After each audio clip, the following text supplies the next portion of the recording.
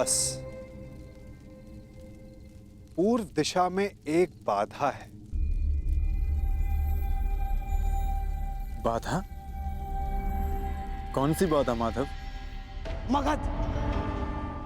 हाँ मेरे होने वाले सम्राट, यदि तुम्हें पूरे भारतवर्ष में अपने आप को सर्वशक्तिशाली सिद्ध करना है तो तुम्हें मगध पर अपना प्रभुत्व स्थापित करना ही होगा। और मगध का अर्थ है जरासंध।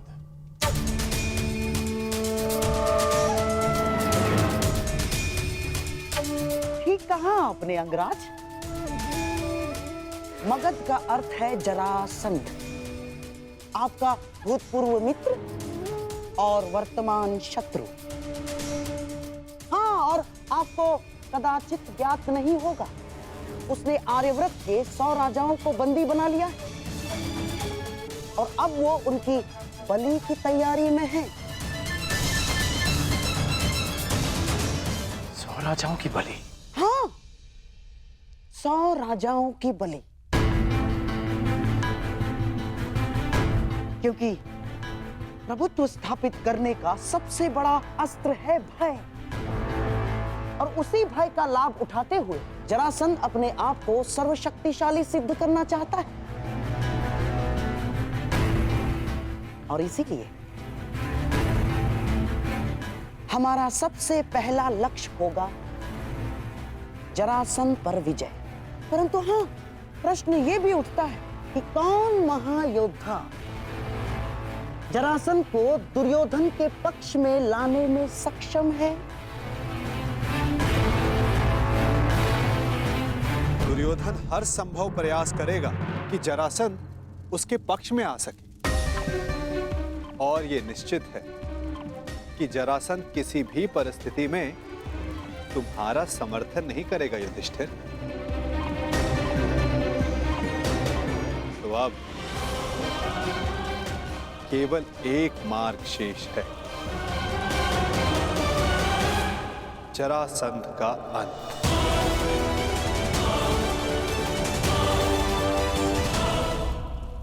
अर्थात आप उसका वध कर देंगे माधव? युधिष्ठिर, यदि जरासंध का वध मेरे हाथों होना होता तो मुझे 18 बार उससे युद्ध करने की आवश्यकता नहीं पड़ती। जरासंध का वध किसी और के हाथों लिखा है।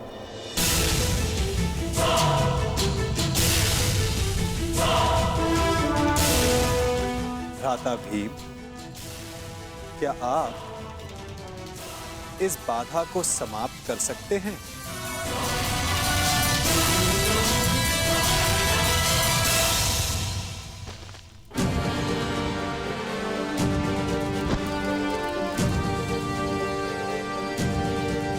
उत्तम। यदि इस प्रकार आप मेरी मंशा भांप लें तो प्रत्येक समस्या का समाधान निश्चित है। मैं वासुदेव की मंशा जानता हूं। वो किसी भी प्रकार जरासंध पर पांडवों की विजय प्राप्त करने का प्रयास करेंगे, परंतु तुम चिंता मत करना मित्र।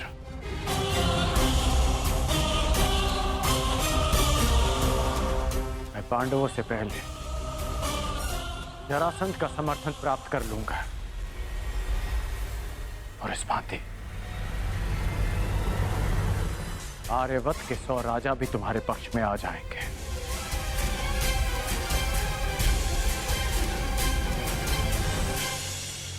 इससे पूर्व कि जरासंध दुर्योधन का समर्थन करे, उसका अंत आवश्यक है। अर्थात हमें जरासंध का वध करना होगा।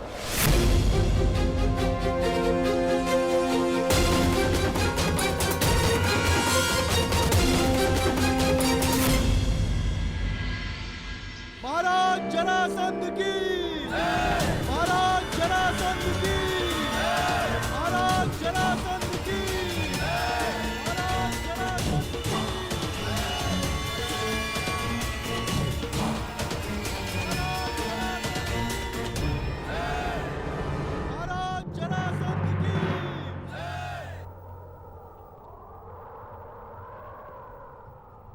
छत्रराज बलि प्रारंभ हो।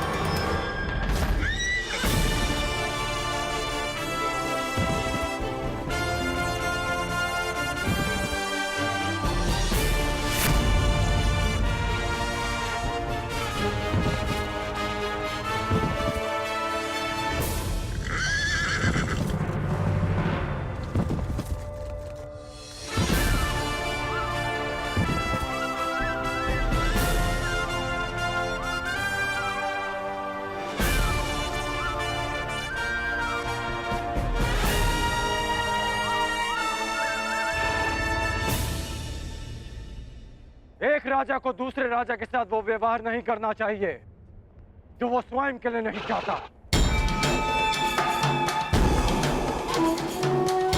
मुझे जब भी तुम्हारी सहायता की आवश्यकता पड़ी, तुम एक बार मेरी सहायता करने अवश्य आओ।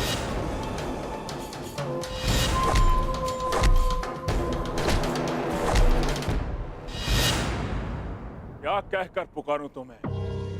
अंगराज कर्ण या छलिया कर्ण?